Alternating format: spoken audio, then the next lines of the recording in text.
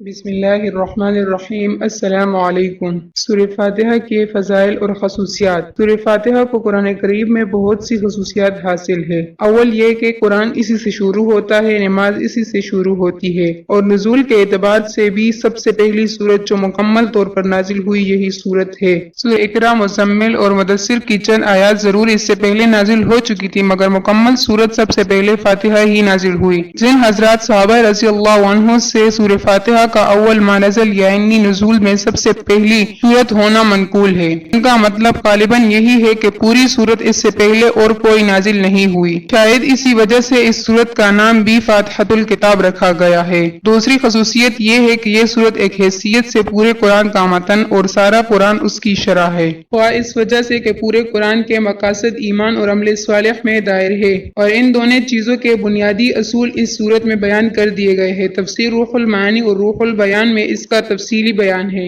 اسی وجہ سے سورہ فاتحہ کے نام ام القرآن، ام الکتاب اور قرآن عظیم بھی احادیث صحیحہ میں آئے ہیں، یا اس وجہ سے کہ اس سورت میں اس شخص کے لیے جو قرآن کی تلاوت یا مطالعہ شروع کرے ایک خاص ہدایت دی گئی ہے کہ وہ اس کتاب کو اپنے تمام پچھلے خیالات اور نظریات سے خالی الذہن ہو کر خالص طلب حق اور راہ راست کی جستجو کے لیے پڑھے اور دیکھے، اور اللہ تعالیٰ سے یہ دعا بھی کرے کہ صراط مستقیم کی ہدایت عطا ہو۔ اور شروع صورت میں اس ذات کی حمد و ثنا کا بیان ہے جس کی بارگاہ میں یہ درخواست ہدایت پیش کرنا ہے، اور اسی درخواست کا جواب پورا قرآن ہے جو الف لام میم ذالک الکتاب سے شروع ہوتا ہے۔ گویا انسان نے جو اللہ تعالیٰ سے راہ راست طلب کی تھی اس کے جواب میں ذالک الکتاب فرما کر اشارہ کر دیا گیا کہ جو تم مانگتے ہو وہ اس کتاب میں موجود ہے۔ رسول کریم صلی اللہ علیہ وآلہ وسلم نے فرمایا کہ قسم ہے اس ذات کی جس کے قبضے میں میری جان ہے کہ سورہ فاتحہ کی نظیر نہ تورات میں نازل ہوئی، نہ انجیل اور زبور میں، اور نہ خود قرآن کریم میں کوئی دوسری سورت اس کی مثل ہے۔ اور حضرت صلی اللہ علیہ وآلہ وسلم نے فرمایا کہ سورہ فاتحہ ہر بیماری کی شفا ہے۔ سورہ فاتحہ کا ایک نام